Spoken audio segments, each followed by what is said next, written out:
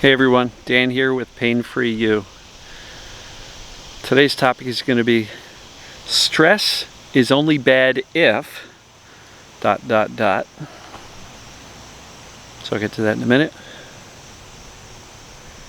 After that crazy rainstorm yesterday,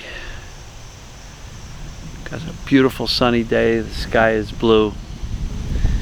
That's a perfect analogy for life. When you're going through really tough times, just view it as a storm. Because if you view it that way, you just remember every bad storm that's ever kind of hit your area, they always pass. And this one will too. So, I'm going to take a couple of nice deep breaths. Hopefully the wind isn't too loud in the microphone here. Breathe in the peace. I think that was the tail end of the hurricane. So we still have a little bit of wind here. I was by the river, near the Delaware River, and I was by it today. I have never seen the river this high. You know, we got a bridge going from PA to Jersey, and usually that bridge is a solid, I would say at least 25 feet above the water level. Today, it was probably only 10 feet, so pretty wild. Alright, so stress is only bad if you think it is. And I know that sounds kind of silly because people are like, oh my god, I hate being stressed out. What are you talking about, Dan? Stress is awful. And if you're in the TMS, tension myositis syndrome, or the mind-body syndrome world, oftentimes stress has a tendency to impact our symptoms. And so it's very easy to come to the conclusion that stress is bad, I've got to avoid stress. So the problem with avoiding stress as a solution to life, to, I don't know, to this TMS mind-body stuff, is that if you feel that you need to avoid all stress in order to get better, you're not going to have much of a life left. You're going to eliminate this trigger, this work, that job, this everything.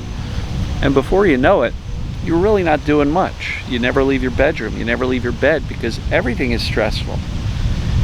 And so getting better from this mind-body cause of pain or symptoms is not about eliminating our stress. But what if it could be as easy as changing our relationship to it and counterbalancing our stress with some recovery time, self-care, self-love. And many of us perfectionistic, driven people, type A personalities, we don't even know what that looks like, right? We don't know what self-care and self-compassion and downtime looks like. You know, I talk to some people and they're like, I go from the minute I wake up until the minute my head hits the pillow. And even then I'm thinking about what I got to do tomorrow. So, stress is really only bad if you think it is.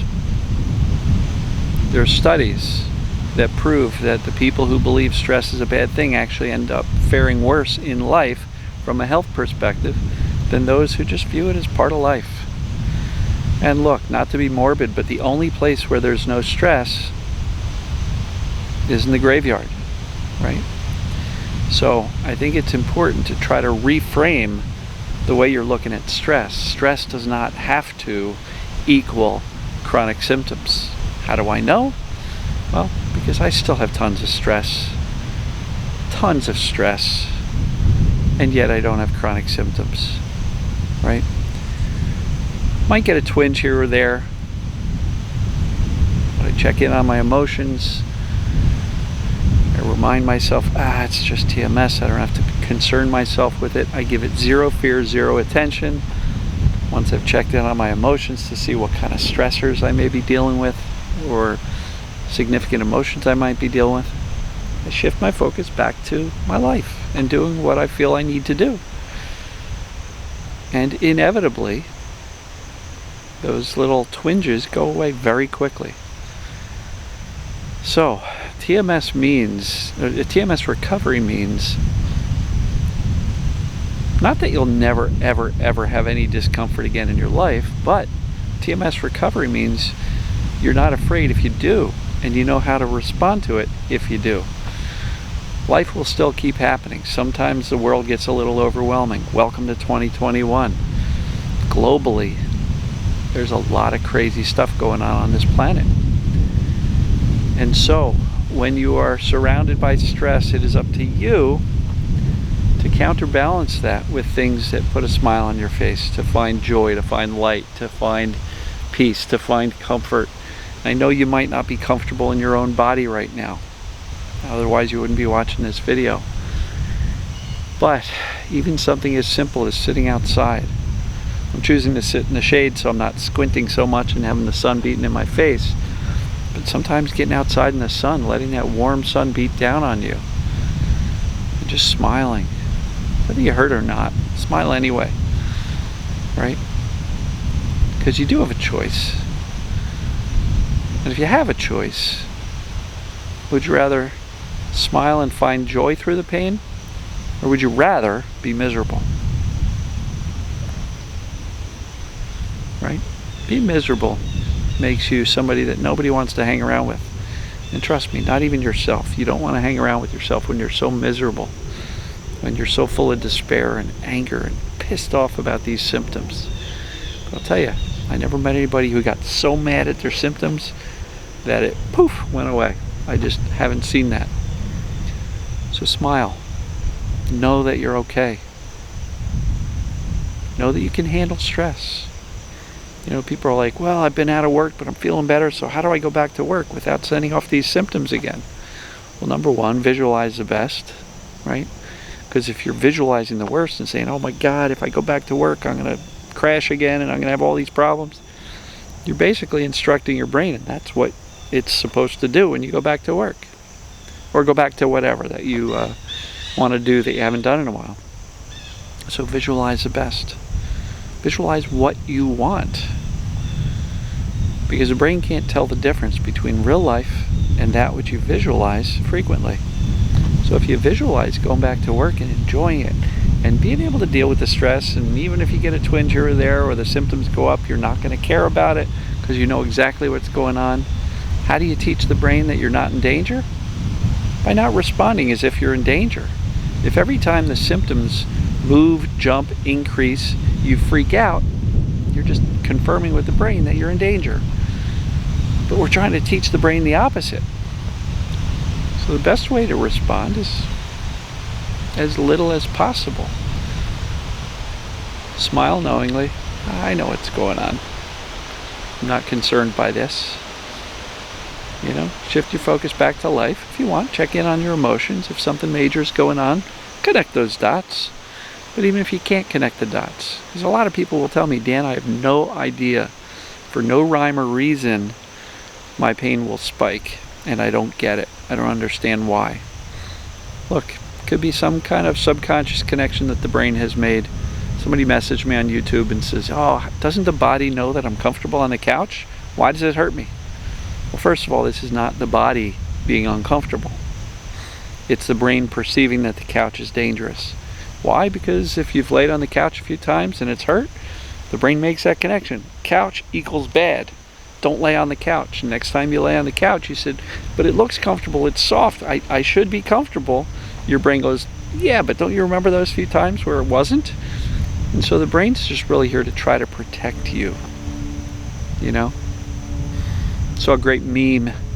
Somebody posted it in the private members group, the group coaching one. The meme said, or fear whispered, I'm here to protect you. And I whispered back, I'm stronger than you think. So I like that. So if fear is whispering, I'm here to protect you, whisper back, I'm stronger than you think. Right? So stress, it's only bad if you think it is. Stress is a normal part of life. And if you don't want any stress, you're going to live in your bedroom. And even that's not stress-free. Then you're going to stress out about not having a life.